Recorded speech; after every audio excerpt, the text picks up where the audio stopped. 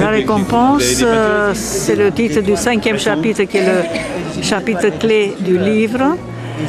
Et c'est un livre, un témoignage, un livre de devoir historique et en même temps un hommage à mon mari défunt, 87. J'ai porté ce livre en moi pendant 17 ans avant d'oser l'écrire. Je suis journaliste radio et c'est un récit, tout est vrai dans ce livre, tout est vécu et le langage est parlé comme l'écriture de radio.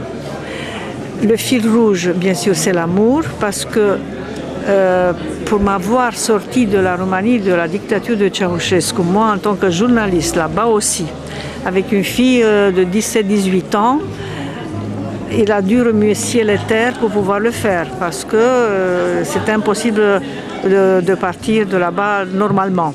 Et ce livre raconte aussi cette aventure-là.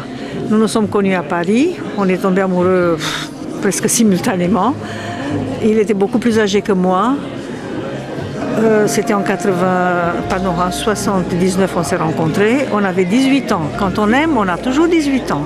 Je le dis, c'est le fil rouge du livre. La récompense a été de pouvoir nous sortir, moi et ma fille, de Roumanie. Et le livre s'appelle La récompense. En fait, moi je suis auteur, je suis spectateur dans ce livre et acteur en même temps. Et puis il y a un chapitre très important, le 6e, qui raconte la fuite de la Roumanie pro-nazie pendant la guerre en 1942.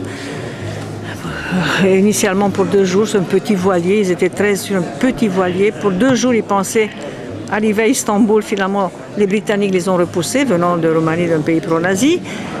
Ils ont erré sur les mers pendant 6 mois. Et une femme s'est retrouvée enceinte sur le bateau. Bon, ils ont réussi à tous arriver en vie. Ça, c'est déjà extraordinaire. Mais c'est une aventure, on ne peut pas s'imaginer jusqu'où peut aller la souffrance humaine et l'endurance. Et enfin, quand j'ai fini tous ces 6 chapitres qui étaient les plus difficiles à écrire, au 7e, je m'en suis donné à cœur joie parce que j'ai parlé des 5 épouses de mon mari. Moi, je suis la 5e. Il disait comme Cary Grant ou comme Sacha Guitry, dont la 5e était Lana Marconi, une Roumaine aussi. Et je parle de ces 5 épouses, c'est très, très amusant. Puis de ses maîtresses, parce qu'entre la 4e et moi, il y a eu 30 ans d'écart. Il a dit « je ne suis pas doué pour le mariage ». Mais il a vécu librement, comme il a voulu, et hop, jusqu'à moi. Et pendant 30 ans, il a collectionné des jeunes filles encore plus jeunes que moi, des belles filles magnifiques. Mais il me les amenait tout à table après. Et c'était difficile à supporter en tant que femme. Vous êtes femme, vous devez savoir ce que c'est la jalousie. Mais il ne faut pas la montrer, hein. Et puis, c'est le dernier chapitre, c'est son départ, sa maladie, sa mort. Mais il m'a laissé, comment vous dire, une nouvelle naissance. J'ai rené en France et à Paris. Je suis de formation française depuis l'âge de 6 ans. Je rêve de Paris et de la France. J'ai fait une philo de français, 5 ans à l'université.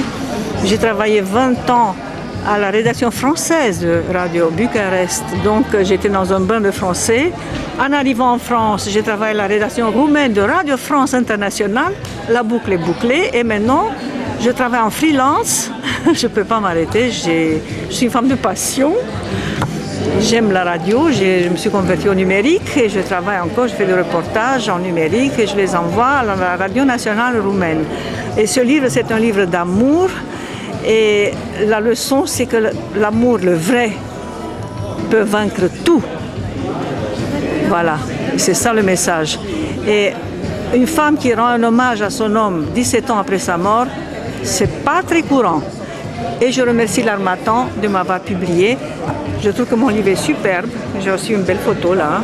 Faites un gros plan. Et il est très beau. C'est la 2e édition 2009. Première apparition 2007. Merci l'Harmattan.